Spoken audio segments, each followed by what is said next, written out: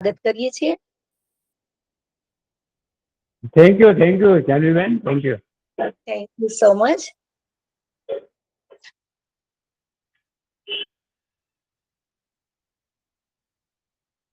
આપણે book talk નો પ્રારંભ કરીએ તે પહેલા બધા પોતાનો માઇક ઓફ કરી દેશો.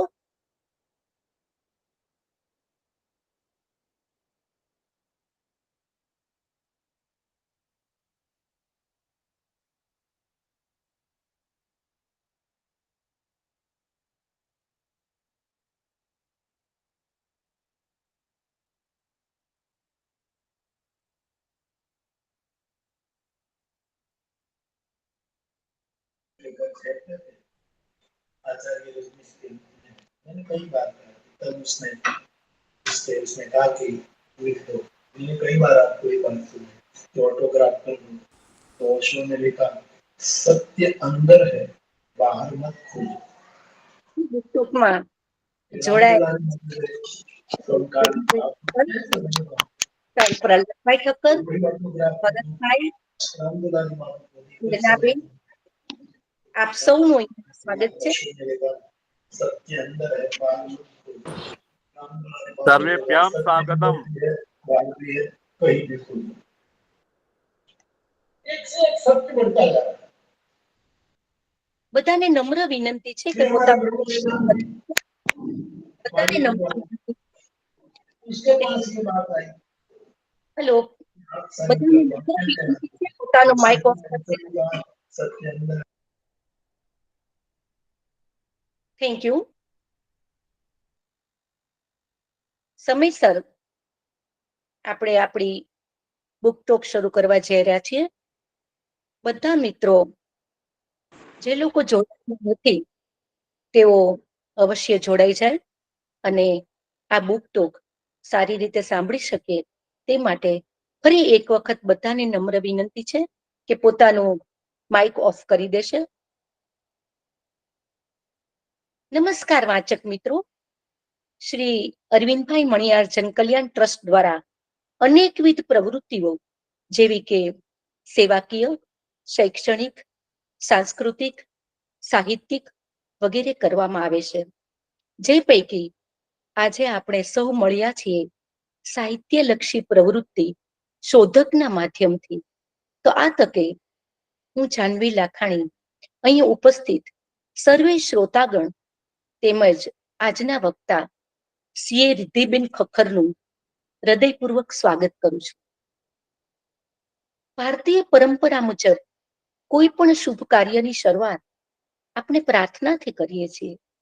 તો આવો આપણી સંસ્કૃતિને વંદન કરીને આ સાહિત્યલક્ષી કાર્યક્રમની શરૂઆત કરીએ. ઓમ સહના ભવતુ સહનૌ ભુનક્તુ સહ વીર્યં કરવાવહે તેજસ્વિનાવધીતમસ્તુ મા વિદ્વિષાવહે. ઓમ શાંતિ શાંતિ શાંતિ. હે પરમાત્મા, અમે કરેલું અધ્યયન તેજસ્વીતા પામે, અમારી રક્ષા કરો. શોધક દ્વારા આપણે આપણી પસંદગીનું પુસ્તક મેળવી શકીએ, વાંચી શકીએ અને સમયાંતરે ફરી બીજું પુસ્તક ઘેર બેઠા મેળવી શકીએ. આમ સાહિત્યલક્ષી પ્રવૃત્તિઓને વેગ મળે, વધુ ને વધુ લોકો વાંચન તરફ મળે અને સદવાંચનથી જીવનમાં એક કલ્યાણકારી ભાવ જાગૃત થાય, જેનો લાભ સમાજના પ્રત્યેક માનવીને મળે તેવા શુભ આશયથી શોધકનો જન્મ થયો. આ શુભ વિચાર આવ્યો આ ટ્રસ્ટના ટ્રસ્ટી આદરણીય શ્રી હંસિકાબેન મણિયારને, કે જેઓ નિયમિત પુસ્તકોનું વાંચન કરે છે, લોકોમાં માર્ગદર્શન આપવાનું કાર્ય પણ તેઓ કરી રહ્યા છે. તેઓએ માસ્ટર ઓફ આર્ટ્સની ડિગ્રી પ્રાપ્ત કરેલ છે અને અનેક સંસ્થાઓમાં તેઓ સેવા આપી રહ્યા છે. શ્રી હંસિકાબેનનો શોધક સેવા અંગેનો વિચાર વધાવ્યો તેમના પુત્ર શ્રી હર્ષલભાઈ મણિયારે. તો આ તકે આદરણીય શ્રી હંસિકાબેનને હું વંદન કરું છું, તેમજ આ કાર્યમાં જેમણે અથાગ પુરુષાર્થ કરી શોધક સેવાનો પ્રારંભ કરી અનેક લોકોને પુસ્તકો વાંચવા માટે પ્રેરિત કર્યા તેવા શ્રી હર્ષલભાઈ મણિયારને પણ ખૂબ ખૂબ અભિનંદન પાઠવું છું. શોધક દ્વારા મે 2023 થી બુક ટોકનો પ્રારંભ થયો અને દર રવિવારે સવારે 11 થી 12 ઓનલાઈન આ બુક ટોકનું આયોજન કરવામાં આવે છે, જેમાં જોડાઈને સારા વક્તાની વાણીનો લાભ સાહિત્ય રસિકો લઈ શકે છે અને તે વિશે વિચાર વિમર્શ પણ કરી શકે છે. શોધક સેવાનો લાભ હાલ 2,500 કરતા વધુ વાચકો લઈ રહ્યા છે. આપ પણ આપને મનગમતું પુસ્તક મેળવી શકો છો અને સમયાંતરે બદલાવી પણ શકો છો. તો શોધક સેવાનો લાભ મેળવવા માટે આપ ફોન નંબર 9426056930 નો કોન્ટેક્ટ કરી સભ્ય બની શકો છો. જે લોકો બહારગામ છે અને તેઓ અહીંયા રજીસ્ટ્રેશન કરાવે છે, તેઓ ઘેર બેઠા પણ આ પુસ્તક કુરિયરથી મેળવી શકે છે. શોધક દ્વારા આયોજિત આજની 41મી બુક ટોકના વક્તા CA રિદ્ધિબેન ખખ્ખરનું અમે સ્વાગત કરીએ છીએ. શોધક પરિવાર તેમને આવકારે છે. વ્યવસાયિક ક્ષેત્રે જેઓ ચાર્ટર્ડ એકાઉન્ટન્ટ છે, તેઓ સાહિત્યથી, પ્રકૃતિથી, સંવેદનાથી ખૂબ નજીક છે. મગજમાં આંકડાઓ રમે છે અને દિલમાં શબ્દો રમે છે. મગજમાં બેલેન્સિંગ મેળવવાની તાલાવેલી છે, જ્યારે હૃદયમાં સાહિત્યને પામવાની ઝંખના છે. યુવા ચાર્ટર્ડ એકાઉન્ટન્ટ શ્રી રિદ્ધિબેન ખખ્ખર આજે ઈશ્વર પેટલીકર સાહેબની લોહીની સગાઈ વાર્તા કહેવા જઈ રહ્યા છે. ઈશ્વર પેટલીકર સાહેબે ઘણી જ સુંદર ટૂંકી વાર્તાઓ લખી છે, જેમ કે જાદુ મંત્ર, સ્વર્ગમાં, સ્મૃતિચિહ્ન, રોહિણી, મંગલ ફેરા વગેરે વાર્તાઓ એકબીજાથી ચડિયાતી છે. આપણે આ અગાઉ પિતા અને પુત્રીની વાર્તા પોસ્ટ ઓફિસ અહીં સાંભળી હતી, જે મેં જ કહી હતી. ત્યારબાદ એક મનુષ્ય અને પશુ વિશેના પ્રેમની પણ વાર્તા ઝુમો ભીસતી અહીંયા આપ સૌએ સાંભળી હતી. આજે છે મા દીકરીની સંવેદનાની વાર્તા અને લોહીની સગાઈ વાર્તામાં લેખકે માતૃત્વના પ્રેમની ચરમ સીમાનું આલેખન કરેલ છે. કઠણમાં કઠણ માનવી પણ આ વાર્તા સાંભળીને ચોધાર આંસુએ રડી પડે તેવી આ કરુણ વાર્તા છે. તો આ વાર્તા કહેવા જઈ રહ્યા છે રિદ્ધિબેન ખખ્ખર. તો આપણે સાંભળીએ તેમના જ શબ્દોમાં વાર્તા લોહીની સગાઈમાં ભીના થઈએ અશ્રુ સાથે. વેલકમ રિદ્ધિબેન. હું મારું માઇક ઓફ કરું છું. આપની વાર્તા શરૂ કરવા જઈ રહ્યા છો, તો શોધક પરિવાર તમને ખૂબ ખૂબ શુભેચ્છા પાઠવે છે. Welcome રિદ્ધિબેન, welcome. Thank you so much. Thank you all the friends. અને સૌપ્રથમ હું શોધક ગ્રુપનો આભાર માનવા માંગુ છું કે તેઓએ મને અહીં બોલવાની તક આપી છે. આ વિષય પર હું મને પોતાને પ્રસ્તુત કરી શકું એ માટેની મને તક આપી છે. થેન્ક યુ શોધક ગ્રુપ. આજે હું વાત કરવાની છું એક એવા સંબંધની, મા દીકરી વચ્ચેના એક એવા અતૂટ અને અમૂલ્ય સંબંધની કે જેવો સંબંધ બીજો કોઈ હોય જ ના શકે. એટલો અમૂલ્ય અને અતૂટ સંબંધ છે એક માં અને દીકરીનો, જે અહીં આ વાર્તામાં ઈશ્વર પેટલીકરની જે આ વાર્તા છે લોહીની સગાઈ, એમાં ખૂબ સરસ રીતે રજૂ કરવામાં આવ્યો છે. જેમાં માં છે અમૃત કાકી અને દીકરી છે તેમની દીકરી મંગુ. અમૃત કાકીની દીકરી મંગુ કે જે બાળપણથી જન્મજાત મૂંગી છે અને માનસિક રીતે અસ્થિર છે, એટલે કે ગાંડી છે. તે કાંઈ જ સમજી શકતી નથી. તેને કોઈ પણ જાતનું કપડાં લત્તા કાંઈ પણ ભાન નથી. અને અમૃત કાકી તેની દીકરી 12 વર્ષની દીકરી મંગુની જે રીતે સેવા ચાકરી કરે છે, જે પ્રેમથી એનું જતન કરે છે, તે અહીં ખૂબ સરસ નિરૂપણ કરવામાં આવ્યું છે. એક માં છે તેને તેની દીકરી કોઈ દિવસ ભારે નથી પડતી. અને અમૃત કાકી પણ એક એવી જ માં છે કે જે પોતાની અબૂધ અને મૂંગી દીકરીની ખૂબ સરસ પ્રેમથી નિષ્ઠાથી સેવા કરે છે. તેની આસપાસના ઘણા બધા લોકો અમૃત કાકીને અવનવી સલાહ દેતા હોય છે કે તમે શું કામ તમારી દીકરીને ઘરે રાખો છો? તેને દવાખાનામાં દાખલ કરી દો ને. ગાંડાના દવાખાનામાં રાખશો તો તમારે ઉપાધિ ઓછી. પરંતુ અમૃત કાકી એ લોકોને વળતો એક જ જવાબ આપે છે કે મૂક પશુ હોય ને એને લોકો પાંજરાપોળમાં મૂકી આવે, કેમ કે એનું કોઈ ના હોય. અને મારી મૂંગી દીકરી એને હું દવાખાને દાખલ કરું તો શું મૂક પશુ અને મારી દીકરીમાં કઈ ફેર નથી? અમૃત કાકી ના મનમાં એક ગ્રંથિ બંધાઈ ગઈ હોય છે કે દવાખાનું એટલે પાંજરાપોળ. અને એક જ વસ્તુ કહે છે, બધાને એક જ જવાબ આપે છે કે હું એક માં થઈને મારી દીકરીની સેવા ન કરી શકું તો બીજા કોઈને શું પડી હોય? દવાખાના વાળા તો પારકા કહેવાય. અને જ્યારે તે આ જવાબ આપે છે ત્યારે તેમના જવાબ સામે કોઈ તેમને કશું જ કહી શકતું નથી. અમૃત કાકી જે રીતે તેની નાની નાની વાતોની સાર સંભાળ રાખે છે, મંગુનું ધ્યાન રાખે છે, કારણ કે મંગુ તો કઈ સમજી શકે તેમ જ નથી. તેની બુદ્ધિ તો એક નાના બાળક જેવી છે.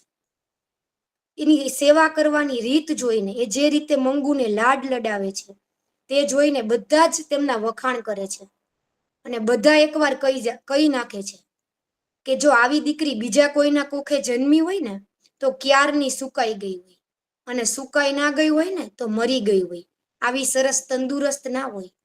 અમૃત કાકીનું આખું જીવન મંગુની આસપાસ જ હતું. તેના ઉઠવાથી માંડીને રાત્રે તેની પથારી જોવી, તેની ભીની પથારી બદલવી, તેના કપડાં બદલવા, તેને કોળિયો જમાડવો. જે એક નાના બાળકનું ધ્યાન રાખતી હોય એની માં, એ જ રીતે અમૃત કાકી તેની 12 વર્ષની મંગુનું ધ્યાન રાખતા. અમૃત કાકીને બીજા 3 સંતાનો હતા, 2 દીકરા અને 1 દીકરી. બંને દીકરાઓ શહેરમાં હતા, તેઓ ત્યાં સેટ હતા, અને 1 દીકરી સાસરવાસી હતી. તે બાળકો પણ જ્યારે વેકેશનમાં પોતાની મા પાસે આવતા ત્યારે પૌત્ર પૌત્રીને જોઈને એક દાદીને ખૂબ હરખ થાય. દાદી હોય તેના માટે કહેવાય ને મૂડી કરતા વ્યાજ વધારે વાલું હોય. પરંતુ અમૃત કાકીના ચહેરા પર કે તેના દિલમાં કોઈ દિવસ તેમના દીકરાને જોઈને કે તેની દીકરીને જોઈને, પૌત્ર પૌત્રીને જોઈને એટલો હરખ ના થતો, કારણ કે તે પોતાની જે સેવા કરવાની છે મંગુની, તેમાં જ તે વ્યસ્ત રહેતા. તેની જવાબદારી નિભાવવામાં જ તે વ્યસ્ત રહેતા. પેલું કહેવાય છે ને કે કોઈ માને 1 બાળક હોય, 2 હોય કે 4 હોય, તેનો પ્રેમ બધા જ બાળક માટે સરખો હોવાનો. પરંતુ કોઈ એક બાળક નબળું હોય ને થોડુંક, તો માં તેને વધારે રાખે, તેની પંપાળ વધારે કરે, તેનું ધ્યાન વધારે રાખે. કારણ કે માને એ વસ્તુની ખબર હોય કે મારું બીજું બાળક જે છે ને એ મારા વિના પણ પોતાનું કામ કરી લેશે, એટલે થોડો એને ઓછો ટાઈમ આપીશ ને તો એ પાછળ નહીં રહી જાય. જ્યારે જે નબળું બાળક છે ને તેને મારી વધુ જરૂર છે, એટલે થોડું વધારે એના પર ધ્યાન આપે. અમૃત કાકી પણ સાથે પણ એવું જ થતું, તે મંગુને વધુ રાખતા. અને આમાં એક ખૂબ સરસ વાક્ય કહ્યું છે લેખકે કે અમૃત કાકીનો સમગ્ર માતૃત્વ મંગુ પર અભિષેક કરતું હતું. અમૃત કાકીએ પોતાનું માતૃત્વ મંગુ પર જ ન્યોછાવર કરી નાખ્યું હતું. કારણ કે અમૃત કાકી એ વાત જાણતા હતા કે હું મારા સાજા સરવા દીકરાઓની માં બનીને રહું ને એમાં કઈ મોટી વાત નથી, પરંતુ જે દીકરીને મારી જરૂર છે, જે મારા વિના એક ડગલું પણ માંડી શકે એમ નથી, એને હું ના મૂકી શકું.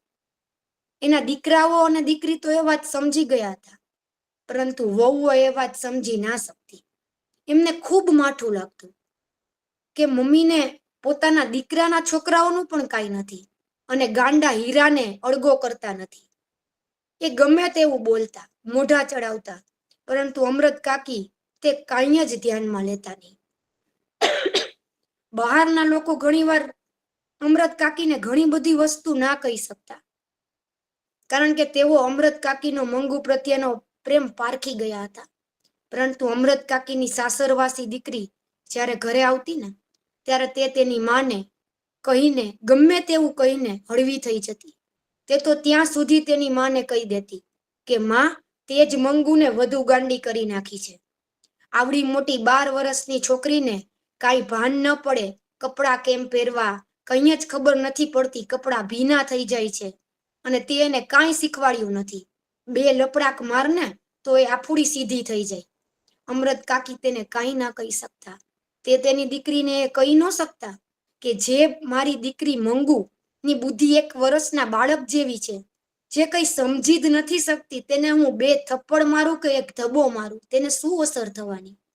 તેને કંઈ ખબર જ નથી, શું ખુશી, શું દુઃખ, શું ગુસ્સો, એ બધાથી પર છે. એને ફક્ત એક જ વસ્તુની ખબર છે કે હું મારી માની સાથે રહું છું અને મારી માં મારી પાસે છે ને, ત્યાં સુધી મારે કાંઈ ચિંતા નથી. એક નાનકડું બાળક જેમ પોતાના માના ખોળામાં જઈને હૂંફ અનુભવે છે, બસ મંગુ પણ છેલ્લા 12 વર્ષથી એ જ હૂંફમાં રહે છે. તે એક દિવસ પણ પોતાની માંથી અળગી રહી નથી અને અમૃત કાકીએ પણ તેને 1 મિનિટ પણ પોતાની નજરોથી દૂર કરી નથી. તે તેની દીકરીને કહી નથી શકતા કે મંગુની હાલત શું છે, અને તેની જે દીકરી તેની માને ગમે તેમ કહી જાય છે. પણ વાત વાતમાં તેની દીકરી એક સત્ય હકીકત પોતાની માને કહી દે છે કે અત્યારે તું છો, આવતીકાલે તું નહીં હો ત્યારે તારી મંગુની સેવા કોણ કરશે? તારી મંગુને કોણ આટલું ધ્યાન રાખશે? તારી દીકરી તો પરવશ બની જશે માં. ભાઈ ભાભી કઈ તારા જેટલું મંગુનું ધ્યાન નહીં રાખે. તે તેની ભીની પથારીઓ નહીં બદલે, તે તેના કપડાં નહીં બદલે. થોડું ઘણું શીખેલી હશે તો તે પરવશ નહીં બની જાય. આ એક કરુણ વાસ્તવિકતા અમૃત કાકી ના હૃદયના ખૂણેથી તે જાણતા હતા, પરંતુ સ્વીકારવા નહોતા માંગતા કે પોતા પછી પોતાની દીકરીનું જીવન કેટલું પરવશ છે. તે સાંભળીને અમૃત કાકી કાંઈ જ બોલી શકતા નહીં, પરંતુ તેની આંખમાંથી ચોધાર આંસુ ચાલ્યા જતા અને પોતાની માને રોતા જોઈને સાસરવાસી દીકરી પણ આગળ કંઈ ના કહી શકતી. અમૃત કાકી પણ એ વસ્તુ જાણી ગયા હતા કે પોતા પછી પોતાના દીકરો વહુ તેની દીકરીને રાખે તેમ નથી, કારણ કે સાચું ખોટું પણ એકવાર પણ તેના દીકરા કે વહુએ એવી પહેલ નહોતી કરી કે તમે અમારી ઘરે આવો, રોકાવા આવો, અમે તેનું ધ્યાન રાખીએ. એટલે અમૃત કાકીને ખબર જ હતી કે પોતા પછી મંગુના જીવનમાં અંધારું જ છે, પરંતુ તેઓ એટલું જ વિચારવા માંગતા હતા કે હું છું ત્યાં સુધી મારી દીકરી એક પણ કષ્ટ સહન નહીં કરે. તેને હું કોઈના ભરોસે નહીં મૂકું. દવાખાનામાં તો તેને કોઈ કઈ રીતે રાખે? અને એવો વિચાર આવવો એ સ્વાભાવિક છે. તેમનું હૃદય એક માનું હૃદય હતું, જે પોતાના બાળક માટે હંમેશા સારું જ વિચારી શકે અને હંમેશા ચિંતા પણ કરે છે. અમૃત કાકી પોતાની દીકરી માટે ઘણા બધા મેણા ટોણા બધું સહન કરતા, લોકોની આડી અવડી વાતો પણ અવગણી દેતા અને પોતાનું સમગ્ર ધ્યાન મંગુની સેવા કરવામાં જ કેન્દ્રિત કરતા. અમૃત કાકીને મન મંગુ એ જ એનું સર્વસ્વ બની ચૂકી હતી. અમૃત કાકી મંગુને સાજી કરવા માટે કેટલી દવાઓ કરતા, દેશી વિદેશી ઈલાજો કરતા. કોઈ પણ કાંઈ પણ કહે તે દવા અમૃત કાકી અપનાવી લેતા, તે ઈલાજ પણ તેઓ કરતા. ઘણીવાર તો એવા ઈલાજો તેઓ અપનાવતા કે તે સાંભળીને બીજા લોકો હસવા માંડતા કે અમૃત કાકી તમે કેવું કરો છો, નાના છોકરા જેવી વાતો માનો છો. પરંતુ અમૃત કાકી એક જ વાત કહેતા કે 100 ઈલાજ કરીશ ને એમાંથી 1 લાગુ પડી જશે અને મારી દીકરી ડાઈ થઈ જશે. એક માં હોય ને તે પોતાના બાળકને કોઈ દિવસ બીમાર ના જોઈ શકે, કાં માંદું ન જોઈ શકે. તેને એમ થાય કે આના કરતા હું બીમાર થઈ જાઉં તો સારું, અને એના માટે તે કોઈ પણ હદે જઈ શકે. અમૃત કાકી નહીં, કોઈ પણ માં, ઇવન ભણેલી ગણેલી મમ્મી હોય ને તો પણ એના દીકરી કા દીકરાને તાવ કા એવું આવી જાય ને સાજું ન થાય ને તો તે લીંબુ મરચાથી તેની નજર ઉતારે.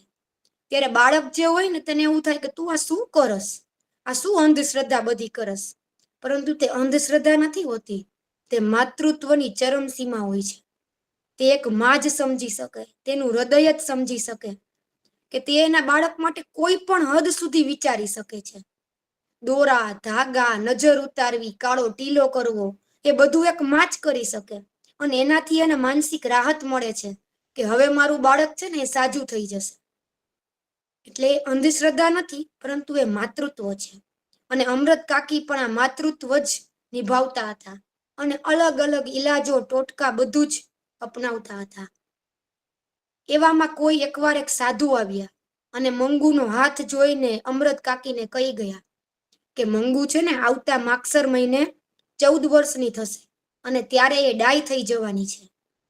એ વસ્તુ તો જાણે એ વાત અમૃત કાકીના મનમાં ઘર કરી ગઈ અને તેઓ તો ત્યારથી રાજી રહેવા માંડ્યા કે હવે મારી મંગુ વરસ દીમાં તો ડાય થઈ જવાની છે. અને તેને એ વસ્તુ મગજમાં સ્વીકારી લીધી અને તેઓ તો સપના જોવા માંડ્યા કે બસ હવે મંગુ વરસમાં સાજી થશે અને પછી હું એના લગ્ન કરી દઈશ. મારી મોટી દીકરીના લગ્ન પણ મેં 14 વર્ષે કરી દીધા હતા, મંગુના પણ લગ્ન કરી દઈશ. દેખાવડી તો એ છે જ, ધામધૂમથી લગ્ન કરીશ અને મારી આ ભવની બધી જવાબદારીઓ પૂરી કરીશ. કેવું હોય ને એક માનું હૃદય, એના દીકરાઓ માટે, બાળક માટે કેટલા સપના એને જોયેલા હોય અને એ સપનામાં એ પોતે ખોવાઈ જાય છે. અત્યાર સુધી જે એના જોયેલા સપના હતા કે જે જોવાની એમની હિંમત નહોતી થતી, એ એક સાધુ સંતના નાનકડા વાક્યથી કે મંગુ ડાય થઈ જશે, હવે એક જ વર્ષમાં તે ડાય થઈ જશે, અમૃત કાકી માટે તો માગસર મહિનો જાણે ભગવાન બની ગયો અને તેઓ એ સપના ફરીથી જોવાની હિંમત કરી ચૂક્યા. અને એ સપના જોતા જોતા તે તો ક્યાંના ક્યાં પહોંચી ગયા અને તે મંગુની હાલની સ્થિતિને તો જાણે ભૂલી જ ગયા કે તે કેટલી રીતે માનસિક રીતે અસ્થિર છે. પરંતુ તે તો હવે સપના જોવા માંડ્યા હતા અને મંગુમાં આવતા નાના નાના એવા ફેરફારો કે જે ક્ષણિક હતા. કોઈ વાર મંગુ તેની મમ્મીની વાત સમજી જતી, તેની માં કોઈ વાત કહે કે પાણીનો ગ્લાસ લઈ લે કા મૂકી આવ અને ભૂલમાં રમતમાં એ ગ્લાસ મૂકી દેતી, તો એવી નાનકડી વાત પણ અમૃત કાકીને એક આશા આપી દેતી કે બસ હવે મંગુ ડાય થઈ જશે, એને આજે મારી વાત માની. એ સાવ નાનકડી વસ્તુ હતી પણ અમૃત કાકી માટે એક ખૂબ મોટી વાત હતી. અને ખરેખર આવું જ હોય છે. આ મેં પણ અનુભવેલું છે. હું જ્યારે નાની હતી ને ત્યારે મારી મમ્મી જોબ કરતા અને હું બીજા ત્રીજામાં હતી અને ઘરે આવી અને હું સીધો મમ્મીને ફોન કરું અને મારી સ્કૂલમાં નાની એવી એક્ઝામ હોય, સિમ્પલ મંથલી ટેસ્ટ, અને હું મમ્મીને ફોનમાં કહું કે મમ્મી મને એમાં 25માંથી 25 માર્ક આવ્યા, તો મારા મમ્મી એટલા હરખાઈ જતા. ત્યારે મને એમ થતું કે આમાં શું આટલું બધું હરખાવાનું હોય. અને સાંજે ઘરે આવીને પણ એ મારા માટે નાનકડી ચોકલેટ લઈ આવતી. મારા નાનીનો, મામાનો જેનો પણ ફોન આવે ને તેમાં કહેતા કે ઢીંગલીને તો આજે 25માંથી 25 માર્ક આવ્યા. કારણ કે એ વસ્તુ મારા માટે નાની હતી, પરંતુ એ નાનકડી વસ્તુ પણ આપણી મા માટે ખૂબ મોટી હોય છે.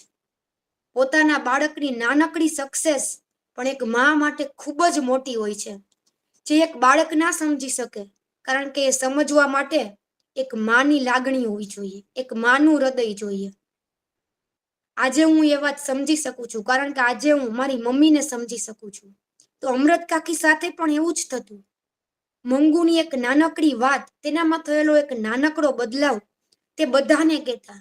જે એને સામા મળતા ને તેને કહેતા કે મારી મંગુએ તો આજે આ કર્યું, એને પાણીનો ગ્લાસ ઉપાડ્યો.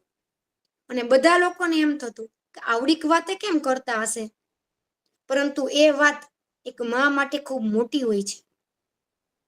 અને અમૃત કાકી પણ એ જ અનુભવતા. પરંતુ જ્યારે બીજે દિવસે મંગુ એ જ વસ્તુ ના કરી શકતી ત્યારે અમૃત કાકી થોડા હતાશ થઈ જતા. પરંતુ એ એમ વિચારતા હજુ તો વરસનો સમય છે ને, 1 વર્ષમાં તો મારી મંગુ ડાય થઈ જશે. અને આમ ને આમ આશા સાથે સમય જતો હતો. મંગુ પણ મોટી થતી હતી અને સાથે સાથે અમરત કાકીની પણ ઉંમર થતી જતી હતી. તેઓ પણ પહેલાની જેમ હવે દોડધામ ના કરી શકતા. તેમ છતાં શારીરિક અને માનસિક રીતે હારેલા પોતે બધી જ વસ્તુને સાઈડમાં મૂકીને સમગ્ર ધ્યાન પોતાની દીકરીને સાજી કરવા તરફ જ કેન્દ્રિત કરતા હતા. જોત જોતામાં માગસર મહિનો આવી ગયો અને તે પણ ચાલ્યો ગયો. અમરત કાકીની આશા જાણે તૂટી ગઈ. તેઓ તૂટતા જતા હતા, કારણ કે તેમને આશા હતી કે તે સાજી થઈ જશે.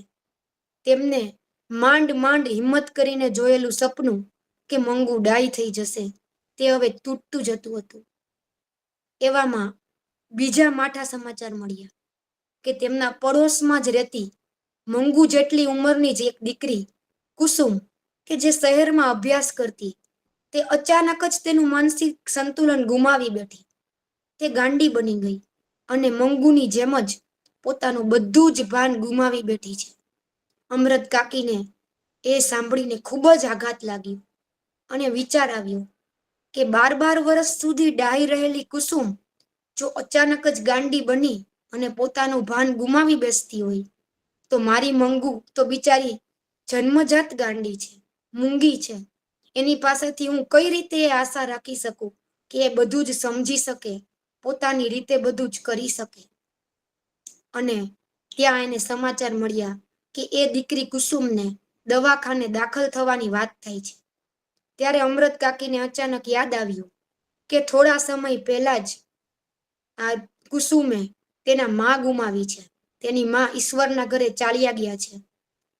એટલે અમરત કાકીને તે દીકરી પર ખૂબ દયા આવી કે અત્યારે કુસુમની માં હોત ને તો તેને આ રીતે આવી હાલતમાં દવાખાને ના મોકલત, એ પોતે એની સેવા કરત. માં વિનાની દીકરીની કેવી હાલત થઈ ગઈ છે. અને આ વાક્ય ખરેખર ખૂબ સાચું છે. એક માં વિના દીકરીનું જીવન ખરેખર અધૂરું જ રહી જાય છે. એક અધૂરપ તેના જીવનમાં જીવનભર રહે છે. કારણ કે એક દીકરીના જીવનમાં એવા ઘણા બધા પડાવો આવે છે, ઘણી બધી એવી વાતો હોય છે કે જે એક એ માં સાથે જ શેર કરી શકે છે. અને સાથે સાથે માના જીવનમાં પણ એક દીકરી એક એવી વ્યક્તિ હોય છે કે જેની સાથે તે તેની બધી જ વાત શેર કરી શકે છે, જે તે બીજા કોઈ સાથે કરી શકતી નથી. સમય જતા એક માં અને દીકરી એકબીજાના સલાહકાર અને મિત્ર બની જતા હોય છે. અને માં વિના દીકરી એ બધી ના કહેલી વાતો પોતે મનમાં જ ગળી જતી હોય છે. અને એ જે માં વિનાનો ખાલીપો હોય છે, તે તેને અંદરથી કોરી ખાતું હોય છે. તે વાત અમરત કાકીના આ નાનકડા વાક્યમાં કે એ માં વિનાની દીકરીની શું હાલત હશે તેમાં છતું થાય છે. અને અમરત કાકી વિચારે છે કે સારું છે, હું મંગુ માટે છું તો હું એની સેવા કરું છું. અને ત્યાં થોડા મહિનાઓમાં ખબર આવે છે કે કુસુમની હાલતમાં તો ખૂબ સુધારો આવી ગયો છે અને તેને ઘરે પાછી લાવવાના છે. તે સાજી થઈ ગઈ છે, તે ડાઈ થઈ ગઈ છે. અને 2-3 મહિનામાં જ કુસુમ એકદમ પેલા જેવી ડાઈ થઈને ઘરે આવી જાય છે. અને તેને જોવા માટે તો આખું ગામ ઉમટી જાય છે. કુસુમ પેલા જેવી થઈ ગઈ, કુસુમ ડાઈ થઈ ગઈ. અને બધા તેની ઘરે જાય છે કુસુમને જોવા માટે. અને અમરત કાકી પણ ઉત્સાહમાં તેની પાસે જાય છે. તેને પણ હરખ થાય છે કે વાહ, કુસુમ ડાઈ થઈ ગઈ. અને સૌની મોખરે તે પણ કુસુમને જોવા જાય છે. અને કુસુમને પહેલાની જેમ જ ડાહી જોઈને તેઓ પણ હરખાઈ જાય છે. અને ત્યાં ઉભેલા બધા જ લોકો અમરત કાકીને સલાહ આપે છે કે તમે પણ જુઓ ને, મંગુને દવાખાનામાં દાખલ કરી દો ને. આ કુસુમની જેમ મંગુ પણ ડાઈ થઈ જાય તો તમે એકવાર એને મોકલી તો જુઓ. અને પહેલી વાર અમરત કાકી તે લોકોનો વિરોધ નથી કરતા અને શાંતિથી તેમની સલાહ સાંભળે છે. બીજે દિવસે તેઓ કુસુમને પોતાને ઘેર બોલાવી લે છે અને તેની સાથે વાત કરે છે. કુસુમ પોતાની સાથે બનેલી બધી જ વાતો અમરત કાકીને કરે છે. અમરત કાકીને ઘણું બધું દવાખાના વિશે જાણવું હોય છે, કારણ કે તેમના મનમાં એક ગ્રંથિ બંધાઈ ગઈ હોય છે કે દવાખાનું એટલે પાંજરાપોળ. પરંતુ કુસુમની વાતો સાંભળીને તેમને ઘણો સંતોષ થાય છે કે ત્યાંના લોકો ખૂબ સારા છે, ખૂબ સારી રીતે દર્દીઓનું ધ્યાન રાખે છે. એટલે અમરત કાકી વિચારે છે કે ક્યાંક મંગુના નસીબમાં પણ એવું તો લખેલું નહીં હોય ને કે દવાખાને જઈને જ તે સાજી થાય. પરંતુ બીજી જ ક્ષણે એને વિચાર આવે છે કે ના, મારી મૂંગી દીકરી તો કાંઈ બોલી પણ નથી શકતી, એની સાથે ત્યાં શું થશે એ મને કઈ રીતે કહેશે? હું એને ત્યાં એકલી ન મૂકી શકું. અને એ જ ક્ષણે એની પોતાની દીકરી દ્વારા કહેવાયેલા વેણ તેમના મગજમાં ફરે છે કે તારા પછી તારી દીકરીનું શું થશે, મંગુનું શું થશે? એ તો પરવશ થઈ જશે, એનું ધ્યાન કોણ રાખશે? અને એ વિચારો તેમના મનમાં ભ્રમણ કર્યા કરે છે. અમૃત કાકી વિચારે ચડી જાય છે અને એક ઘડી તેમના મનમાં વિચારે આવે છે કે મારા ગયા પછી મારા દીકરાઓ મંગુને હોસ્પિટલમાં લઈ જશે અને ત્યાં મંગુ રોતી હશે, મને યાદ કરતી હશે, પરંતુ તેને મનાવવા માટે હું નહીં હોઉં, તેને સમજાવવા માટે હું નહીં હોઉં, ત્યારે એનું શું થશે? અને એ વિચારે છે કદાચ મંગુને હું દવાખાનામાં મૂકી દઉં અને થોડી ઘણી ડાય થઈ જાય અને કાં તો ત્યાં રહેવા ટેવાઈ જાય, તો જ્યારે મારો જીવ જાય ત્યારે મને એટલી તો ધરપત રહે કે મારી દીકરીનું મારા સિવાય ધ્યાન રાખનારું કોક પારકું પણ છે. કારણ કે પોતાનાથી તો આશા એમને ઘણા વખતથી છૂટી ગઈ છે. ત્યારે એને પહેલી વાર કુસુમની વાત સાંભળીને એક આશા બંધાઈ છે કે કદાચ કોક પારકું એવું મળી જાય દવાખાનામાં કે જેના ભરોસે મારો જીવ જાય ત્યારે હું એક ટાઢક અનુભવું કે મારી દીકરી પરવશ નથી. જે રીતે પોતાની સાસરવાસી દીકરી કહીને ગઈ હતી કે તારા પછી મંગુના જીવનમાં અંધારું છવાઈ જશે, એ વાત તેમને રિયલમાં સાચી લાગવા માંડી, હકીકતને તે સ્વીકારવા માંડ્યા અને તેમને નક્કી કર્યું કે હું જાઉં એ પહેલા મંગુ જો ત્યાં સેટ થઈ જાય, તેને હોસ્પિટલમાં ફાવવા માંડે, તો મારો જીવ શાંતિથી જઈ શકે. કારણ કે તેના ભાઈ ભાભીઓ તેને સાચવે એવા ના હતા અને પોતા વિના મંગુ પણ કંઈ કરી શકે તેમ ન હતી, તે પણ એક નરી વાસ્તવિકતા હતી. અને એ વિચારમાં ને વિચારમાં અમૃત કાકી પોતાના મોટા દીકરાને પત્ર લખી નાખે છે અને જણાવી દે છે કે તું અહીં આવી જા, મેં મંગુને દવાખાનામાં દાખલ કરવાનું નક્કી કર્યું છે અને કોઈ દિવસ સમયસર જવાબ ન આપનાર તેનો દીકરો એકાદ દિવસમાં જ ત્યાં આવી પહોંચે છે અને ફટાફટ જ બધી ફોર્માલિટી પૂરી કરવા માંડે છે. મંગુને દાખલ કરવા માટે જરૂરી મેજિસ્ટ્રેટના કાગળો, તેની અપોઇન્ટમેન્ટ, દવાખાનામાં દાખલ કરવાની તારીખ, બધું ફટાફટ કરવા માંડે છે. તેના દીકરાની ઉતાવળ જોઈને અમૃત કાકીની આંખમાં આંસુ આવી જાય છે અને તેઓ મનમાં ને મનમાં સમજી જાય છે કે પોતે જે નક્કી કરેલું હતું તે સાચું જ હતું.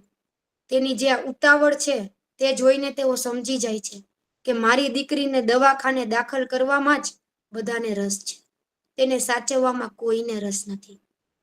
પોતા પછી તેની મંગુનું ધ્યાન રાખે તેવું કોઈ નથી.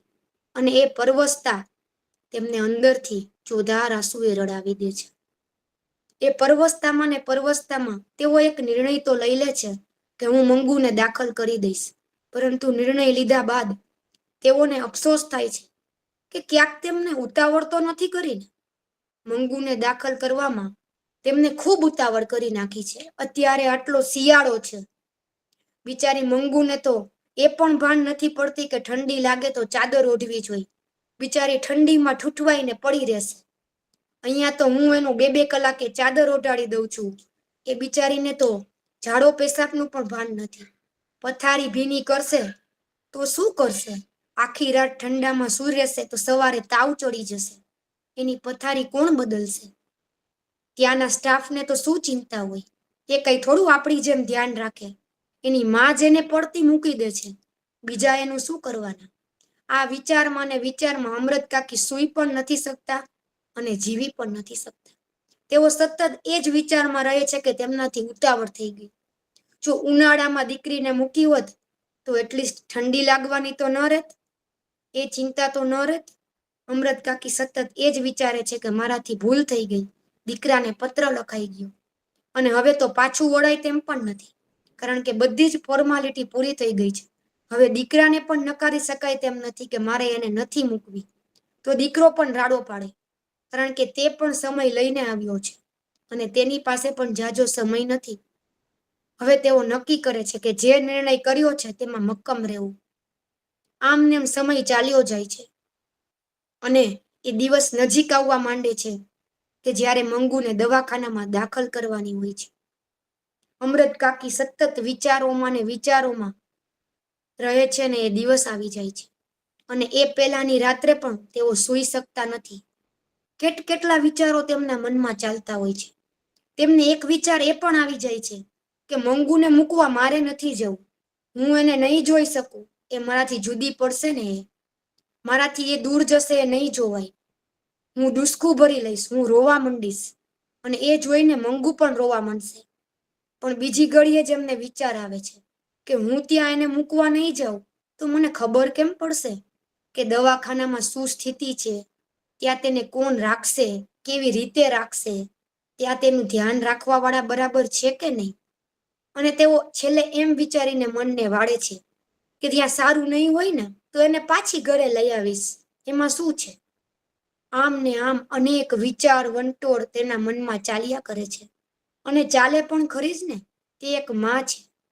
એક નાનકડું બાળક હોય ને, સાજું સારું બાળક, તેને પણ પહેલી વાર જ્યારે કોઈ માં નર્સરીમાં મોકલે કે પ્લે હાઉસમાં મોકલે ને ત્યારે કેટલી વાર સ્કૂલના ટીચરને, ત્યાંના આંટીસને બધાને પૂછતા હોય છે કે બાળકને સમયસર નાસ્તો તો આપશો ને, તેમને શું જવું હોય તો તેમને લઈ તો જાશો ને, તેને કઈ પ્રોબ્લેમ તો નહીં થાય ને, તેની યારે જોશથી તો નહીં બોલો ને. કેટલા ક્વેશ્ચન તેના ટીચરને પૂછતા હોય છે અને ત્યારે તેને તેના બાળકને ફક્ત એક જ કલાક પોતાથી અળગું કરવાનું હોય છે. તો પણ તેના મનમાં વિચારોનું વંટોળ ચાલતું હોય છે કે મારું બાળક હેરાન નહીં થાય ને. જ્યારે આ માં અમૃત કાકીને તો પોતાની દીકરી કે જે મૂંગી છે અને અબૂધ છે તેને પોતાથી અળગી કરવાની છે. તેના મનમાં તો કેટલા વિચારો ચાલતા હશે, એને કેટલી ચિંતા થતી હશે, એ તો એક ખરેખર માં જ સમજી શકે. તેની સાથે શું થશે, તે પોતાના વિના શું કરશે. જ્યારે પહેલી વાર પોતાના બાળકને પ્રવાસમાં કે એમ મોકલવાનું હોય ને, ચોથા પાંચમામાં બાળક આવે. હું તમને મારી જ વાત કરું, જ્યારે હું પ્રવાસમાં જતી ને, પ્રવાસ સવારથી સાંજનો જ હોય અને પહેલી વાર જ્યારે ટીચરની પાસે બાળકને મૂકવા જાય ને મમ્મી, ત્યારે કેટલું તેને પૂછે કે તમારી બસ કેટલા વાગે ઉપડશે, કેટલા વાગે પાછી આવશે. એનું જે બેગ પેક કરે ને બાળકનું, એમાં પણ મમ્મી કેટલું બધું ચેક કરે કે રૂમાલ તો મૂક્યો છે ને, જમવાનું તો મૂક્યું છે ને, સાબુ તો મૂક્યો છે ને, તેને આ તો જરૂર નહીં પડે ને, પાણીની બોટલ તો છે ને, આ તો છે ને. ટીચરના નંબર માગી લે, વચ્ચે વચ્ચે 2-3 વાર ફોન કરે કે બરાબર તો છે ને, રસ્તામાં એને પ્રોબ્લેમ તો નહીં થાય ને. જ્યારે આમને તો તેમની દીકરીને હંમેશ માટે દવાખાનામાં મૂકવાની હતી અને એ પણ એવી દીકરીને કે જેને આજ સુધી અળગી નથી કરી, કે જે દીકરીએ આજ સુધી પોતાની માતાનો ખોળો નથી છોડ્યો, જે કઈ પોતાની માના સિવાય કઈ સમજી જ શકતી નથી, જેને બહારની દુનિયા જોઈ નથી, તો એ માની કેટલી કપરી સ્થિતિ હશે એ તો અમૃત કાકી જ સમજી શકે અને કાં તો એક માં સમજી શકે. અમૃત કાકીના મનમાં ઘણા બધા વિચારો ચાલતા હોય છે. તે વિચારોમાં ને વિચારોમાં સવાર પડી જાય છે અને મંગુને જવાનો સમય આવી જાય છે. તેઓ મંગુને સરસ મજાના નવા કપડાં પહેરીને તૈયાર કરે છે. મંગુને સરસ માથું ઓળી આપે છે, તેનો સામાન તૈયાર કરે છે અને મંગુ તો જાણે ક્યાંક બહાર ફરવા જવાનું હોય તેવા ઉત્સાહમાં એક પતંગિયાની જેમ ઉછાંછળી બનીને આટા મારતી હોય છે. તેને કંઈ જ ખબર નથી કે તેની સાથે શું થવા જઈ રહ્યું છે. તે તેની માંથી જુદી થવા જઈ રહી છે. તે કાંઈ જ સમજી શકે તેમ નથી અને તે કાંઈ નથી સમજતી તે વસ્તુથી અમૃત કાકીનું હૈયું કપાતું જતું હોય છે. જ્યારે એક નાનું બાળક હોય ને 1 વર્ષનું, તેને હોસ્પિટલ દેખાડવા લઈ જવાનું હોય કાં કોઈ વેક્સિન મુકાવવા જવાનું હોય, ત્યારે એ સમજતું નથી હોતું કે તેને ડોક્ટર પાસે લઈ જઈએ છીએ. તેને કોઈ પણ ઘરે તૈયાર કરે અને શૂઝ ને એવું પહેરાવે ને એટલે એ બાળકને એમ જ લાગે છે કે મારે બાબા જવાનું છે અને એ બાળક હસતું હસતું તૈયાર થઈ જાય છે અને ઘરના લોકોની પહેલા જ દરવાજે પહોંચી જાય છે કે મારે બાબા જવાનું છે. બસ એવો જ ઉત્સાહ મંગુનો હોય છે, કારણ કે તેની બુદ્ધિ એક 1 વર્ષના બાળક જેટલી જ તો હતી. તેને એમ જ થાય છે કે મારે બાબા જવાનું છે, બહાર જવાનું છે. અને બીજી એને એ વસ્તુની ધરપત હોય છે કે મારે મારી માં સાથે બહાર જવાનું છે. કોઈ પણ બાળક સાથે જ્યારે તેની માં હોય ને ત્યારે તેને બીજા કોઈની જરૂર નથી પડતી. કારણ કે એક નાના બાળક માટે કે મોટા માટે એક માની હૂંફથી વિશેષ બીજું કંઈ નથી હોતું. અને એમાં પણ જ્યારે બાળક સાવ નાનું હોય ત્યારે તે સતત તેની માની હૂંફ ઝંખે છે, તેનો માનો ખોળો ઝંખે છે. અને મંગુને પણ એ જ છે કે મારી મા તો મારી સાથે છે ને, પછી ગમે ત્યાં જવાનું હોય, શું ફેર પડવાનો? માનો હાથ પકડેલો છે, પછી કાંઈ જ નથી મારા માટે અઘરું. એટલે મંગુને એમ જ છે કે મારે મારી મા સાથે બહાર જવાનું છે. જ્યારે અમૃત કાકીને એ વાતનું દુઃખ છે કે મારે મારી દીકરીને તેની માથી જુદી કરવાની છે, અળગી કરવાની છે. તેઓ માંડ માંડ પોતાના પર કાબુ મેળવીને, પોતાની લાગણીઓ પર કાબુ મેળવીને મંગુ અને પોતાના મોટા દીકરાની સાથે ઘરને તાળા દે છે અને ઘરની બહાર નીકળે છે. ઘરની બહાર નીકળતા જ તેમના પાડોશીઓ પણ મંગુને વિદાય કરવા બહાર ભેગા થઈ ગયા હોય છે. અમૃત કાકી મંગુની સામે જોઈને તેના માથે હાથ ફેરવે છે અને તે ઘરમાં મંગુ સાથેના પોતાના સંસ્મરણોને વાગોળે છે. અને એ વાગોળતા વાગોળતા જ તે તેના શરીરનું સંતુલન ખોઈ બેસે છે. અને જેવા જમીન પર પટકાવા જાય છે એ પહેલા જ તેનો દીકરો તેને સંભાળી લે છે. અને અમૃત કાકી પોતાના ઘૂંટણે પગ દઈને માંડ માંડ ઘોડાગાડીમાં ચડે છે. અને ઘોડાગાડીમાં પણ રસ્તામાં તેની આસપાસ બેઠેલા લોકો ને જ્યારે ખબર પડે છે કે આ દીકરી તો ગાંડી છે, આ છોકરી ગાંડી છે, ત્યારે તેને હસી પાત્ર બનાવી દે છે.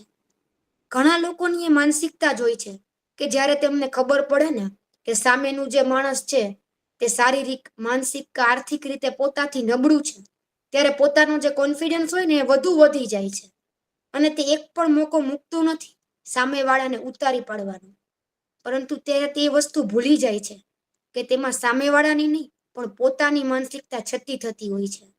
પોતાથી નબળા લોકોનું પણ આત્મસન્માન ખવાય નહીં તેનું સતત ધ્યાન રાખવું જોઈએ. તે વસ્તુ આજકાલ ઘણા લોકો ભૂલી જતા હોય છે. અને મંગુ સાથે પણ એવું જ થતું. તેની માનસિક સ્થિતિ નબળી હતી. તે જ્યારે લોકો જોતા ત્યારે બહુ જ એની મજાક ઉડાવવા માંડતા, તેની હાંસી ઉડાવતા, તેને ગમે તેમ બોલતા. અમૃત કાકી તેની દીકરી વિરુદ્ધનું કાંઈ પણ સાંભળી શકતા નહીં અને ચલાવતા પણ નહીં. પરંતુ એ દિવસે અમૃત કાકીને કોઈ પણ વાતમાં રસ નહોતો. તેમના મગજમાં એ જ ચાલતું હતું કે હું મારી દીકરીને શું કામ મારાથી જુદી કરું છું? ક્યાંક હું મારી મા તરીકેની ફરજથી ભાગતી તો નથી ને? હું એનાથી છુટકારો તો નથી ઈચ્છતી ને? એમના આ બધા સવાલોમાં ને સવાલોમાં પોતે જેટલા મૂંઝાઈ ગયા હતા કે બીજી કોઈ પણ વસ્તુમાં, વાતમાં એમનું ધ્યાન જ ન હતું. ત્યાં સામે બેસેલા બેન પૂછી બેસે છે કે તમે ક્યાં જાઓ છો? અને અમૃત કાકીનો દીકરો જવાબ આપે છે કે અમે મારી બેનને દવાખાને મૂકવા જઈએ છીએ.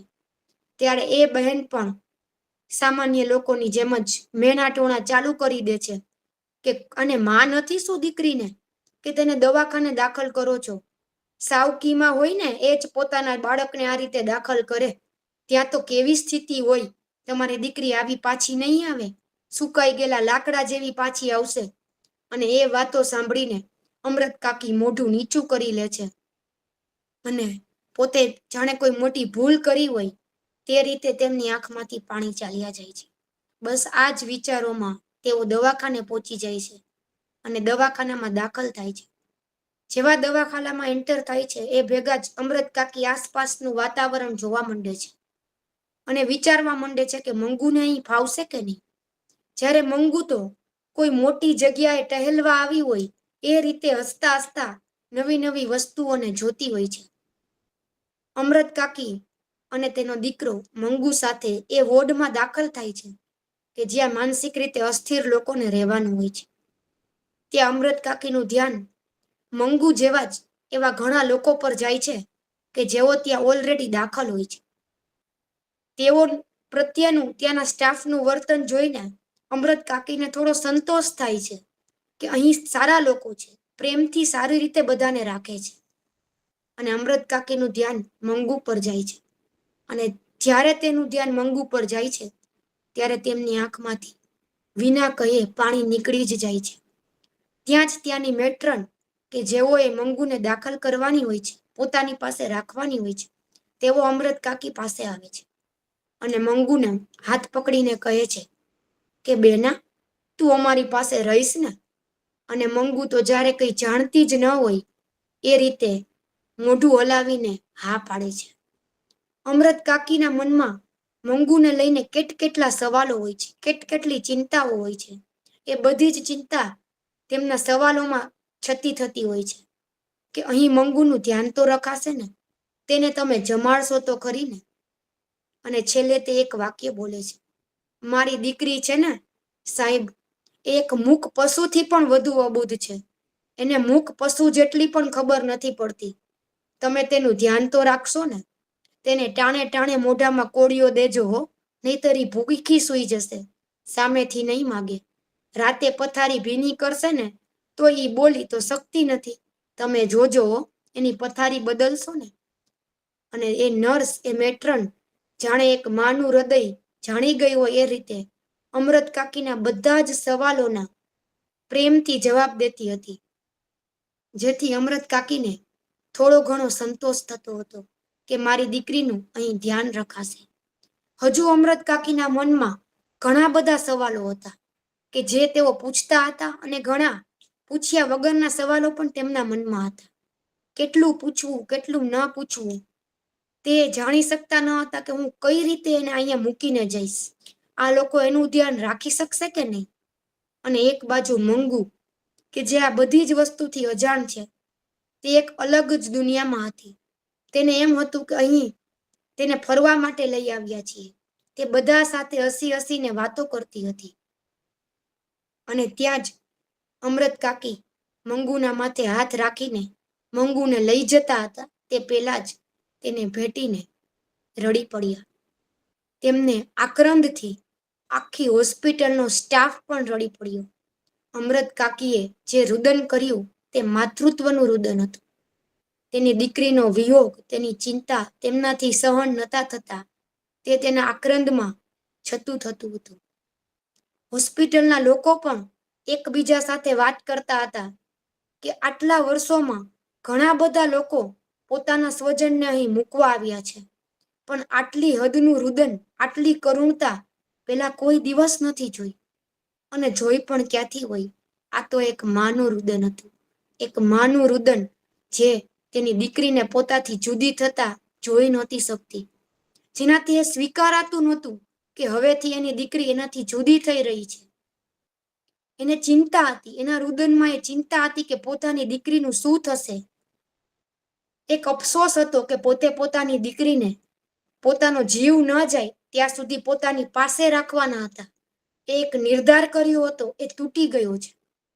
અને એ રુદન બાદ એક મેટ્રન, એ ડોક્ટર બધા જ અમૃત કાકીને સમજાવે છે કે તમે ચિંતા ના કરો બા, તમે એમ જ વિચારો કે તમારી દીકરી અહીંયા એની મા પાસે જ છે, તમારા દીકરાના ઘરે જ છે.